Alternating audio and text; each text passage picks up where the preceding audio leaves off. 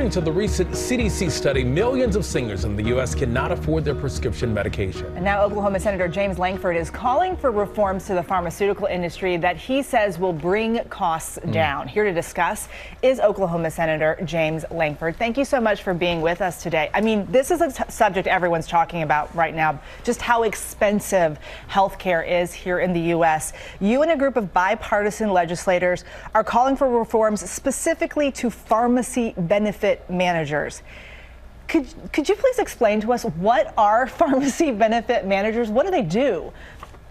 Yeah, that is one of the most common questions. Everyone says, what is a PBM? They've never heard of a pharmacy benefit manager. And to say I've never talked to a pharmacy benefit manager is because they are the middleman. They're the one in between. They're between the drug companies, the insurance companies, the pharmacists, and the patients. They're facilitating the price negotiation, but they're actually the ones actually setting the formulary.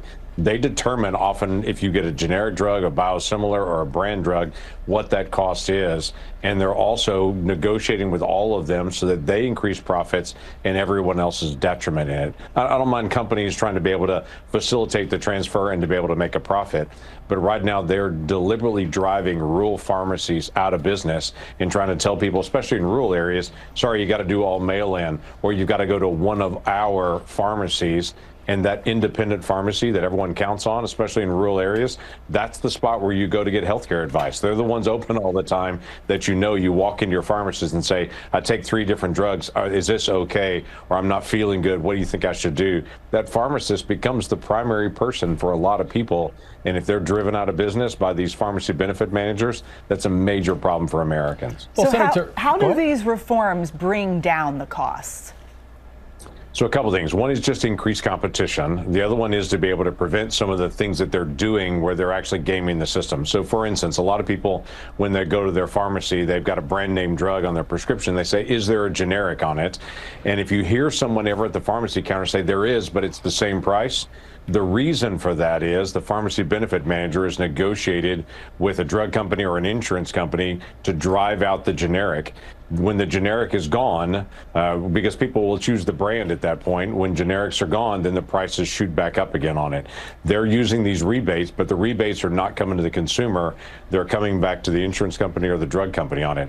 So we're trying to be able to get the rebates to go to the consumer on that, so it brings the price down, and we can balance out the playing field between generics and brands, so to make sure people get a cheaper option there if they choose to do that. All right, Senator, earlier this year, the Biden administration announced a deal that would lower the cost of drugs for Medicare recipients. How would these reforms work on top of that? Yeah, so there's a couple different ways you can do this. One, you can increase competition. When you increase competition and there's more competition, the price goes down because the different companies are competing. That's what we're trying to be able to do. What the Biden administration was doing with Medicare is that they were picking 10 drugs they considered the highest price, and they were forcing them to be able to bring the price down on those 10 drugs, or literally they would close their company down. So I'm more of a free market. Let's make sure we can let the market actually run and get greater competition. If there's somebody like the PBMs that are blocking competition, let's fix that so that we have free market competition and get more options rather than fewer options. Just a different way to be able to take this. Let's talk about the president-elect's pick for Intel chief, Tulsi Gabbard. A lot of lawmakers are not happy about this, and you got a chance to actually meet with her. Is she qualified for the job? Well, everybody that walks into this job, it's a difficult task to be able to take on. Anyone who hasn't done it before, you're on the job training for this. She served in the military. She has top secret clearance. I mean, so she's been around classified documents. She's been around the intel community before. She's also been a skeptic on some of these things. For instance, she's voted against 702 in the past, which is the authority that's used for foreign surveillance.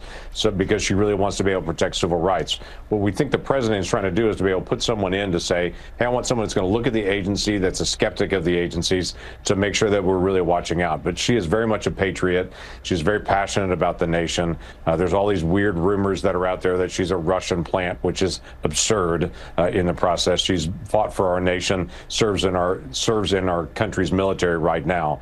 And so for me, I look at her after spending an hour and a half with her this week in my office to be able to figure out, okay, what are the next questions? What are the next issues we need to deal with? And how can she actually bring confidence to the intel community, where we need them to have confidence, because they are people doing an incredible job for the benefit of our country.